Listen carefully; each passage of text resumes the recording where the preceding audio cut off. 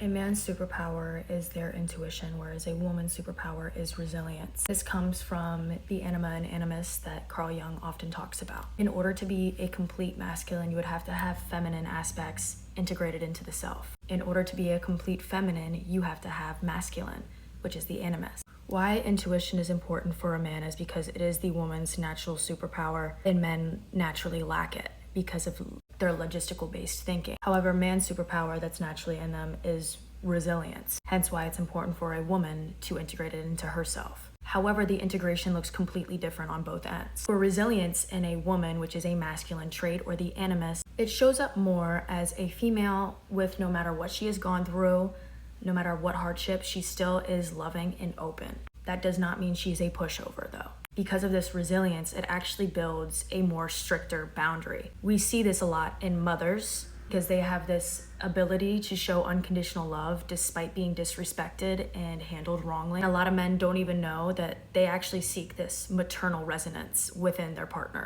And it's under the guise of femininity and softness, which is not always the case. If anything, it might look male presenting. Same goes with the masculine in integrating intuition. We see it a lot with male creatives. However, to be a full-blown masculine leader, and when women say that they want somebody who's emotional, they really just want somebody who understands emotional depth. To be a guider and a leader, to have intuition is basically saying you have self-trust and you can be relied on when it comes to emotional chaos, and lead because you're coming from a place of wisdom and self-trust. I hope that makes sense. Peak feminine energy can look masculine because it is guarded and it is sacred. And so it kind of can look like a hard exterior when the interior is very soft. Being resilient with your openness and your love doesn't mean you're a pushover.